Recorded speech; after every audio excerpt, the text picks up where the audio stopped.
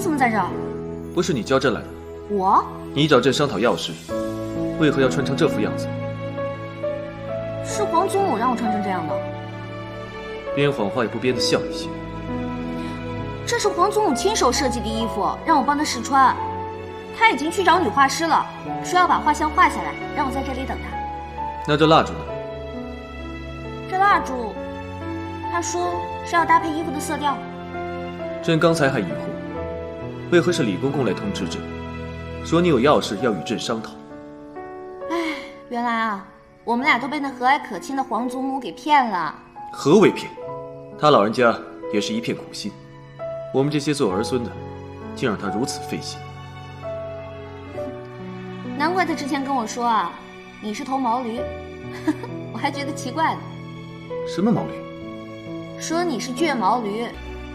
看来朕今夜要在你这儿委屈一晚了。哎，你先跟我说清楚，为什么是委屈啊？我说天气怪凉的，睡地上多不合适啊。你睡这里？我？好好好，我睡就我睡。反正啊，你是我兴圣宫的客人。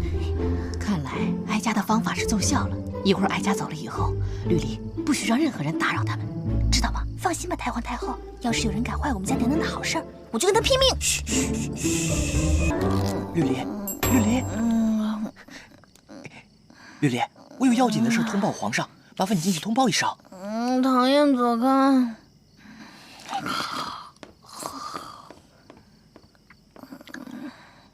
皇上，皇上，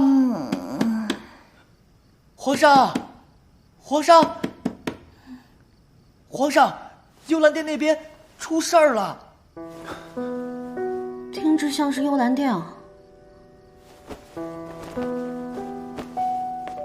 你走吧，你走了，我就可以睡我香甜柔软的床了。绿篱，绿篱，啊，好恶心呐！蹭了我一手哈喇子啊！绿篱，谁敢坏我们家娘娘的好事，我跟他拼命！杨公子，怎么是你啊？不是我能是谁啊？一大早上的谁啊？来的正好，这是九哥让我给你的。怎么冷不丁的送来这么一个玩意儿？这是九哥特意找人做的，金的，说是只有黄金才能代表他的心。他是同意了，那他为什么不自己送来？还不是你那个快递害的。自从他负责快递之后，整日都在忙，哪有空见你啊？东西我收下了，他的心意我明白了，你回去告诉他，快递的工作会慢慢走上正轨的，叫他不要太辛苦了。等一有时间呢，我就过去看他。娘娘，那就先告辞了。娘娘，皇上他人呢？还没起床啊？昨天晚上被叫去幽兰殿了。幽兰殿？不可能啊！我昨天明明在这里守夜的。让你这个睡神给我守夜，别把自己丢了就不错了。这个东西啊，来得太是时候了。娘娘，您这话是什么意思呀？今天早晨我还在想，昨天晚上那一出，算是让齐生的心计显露无遗了。他迟早是要把江氏扶正的。如果在这个时候还不为自己打算，不就如同在等死吗？娘娘，那跟这个三角有什么关系啊？九王送了我这个三角，也就是让我吃了一颗定心丸。从现在起，我与九王就是同一战线的战友了。朕下了早朝便来看你了，你可还好？妾身并无大碍，现在陛下来了，妾身就感觉好很多了。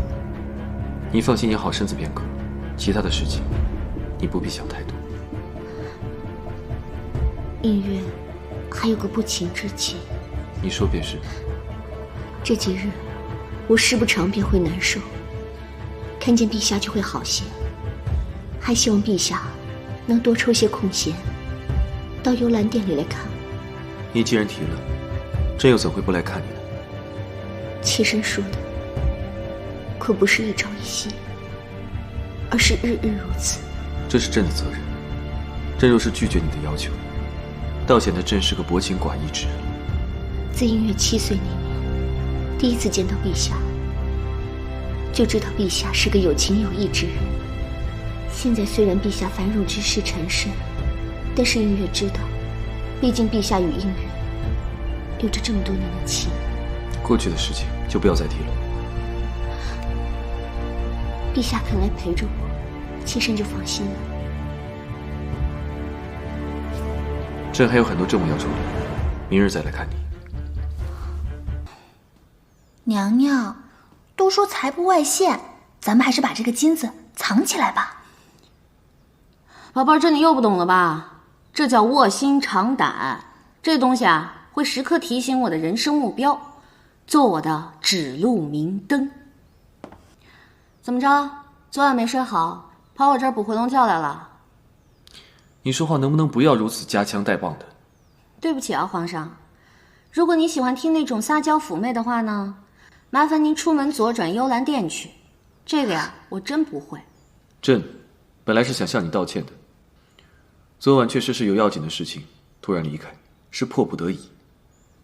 你既然如此，朕这就走了。娘娘，你怎么能这样跟皇上说话呀？他先不然，我还要讲义，我就是天下第一大小白。太医已经处理过伤口了，妾身现在已经好多了。你为何要做这样伤害自己的事情？妾身觉得对不起陛下。此话怎讲？臣妾怀了陛下的孩子，太医说已经有3个多月的身孕了。音乐明白，陛下留音乐在这空中调养，已是极大的恩赐。可如今这个孩子，是所有人都容不下的呀。你放心，朕定会尽力保全这个孩子。陛下保了他又能如何？他活在这世上，只是一个无名无分，连和自己的爹都无法相认的可怜孩子。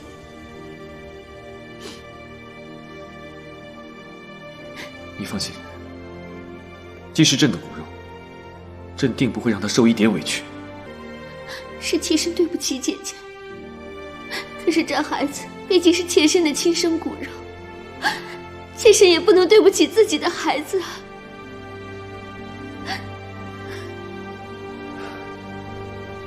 皇后那里，朕会亲自去说的。听见陛下这么说，妾身才能勉强安下心。你好生休养，朕还有要事，先走了。不知陛下明日能否来看妾身和孩子？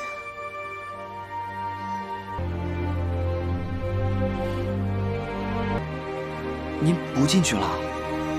朕不知该如何向他解释，他知道了一定会很伤心，就让他再无忧快乐的过几日。微臣给皇后娘娘请安。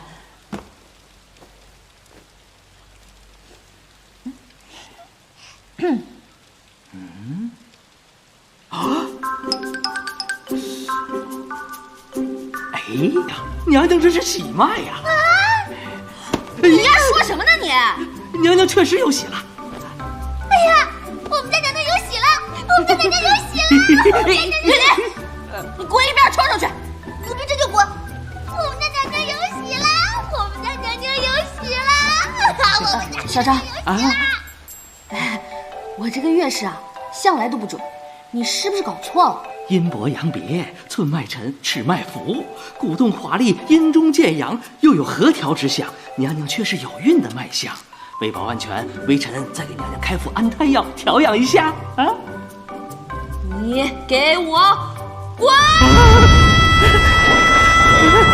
好，微臣这就滚。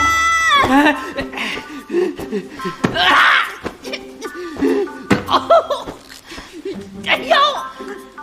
滚！娘娘，你应该起来了，快起来吃点东西。我已经没有脸在这个世界了，让我逃避一会儿吧。那我可先走喽。娘娘，我先下去了。站住！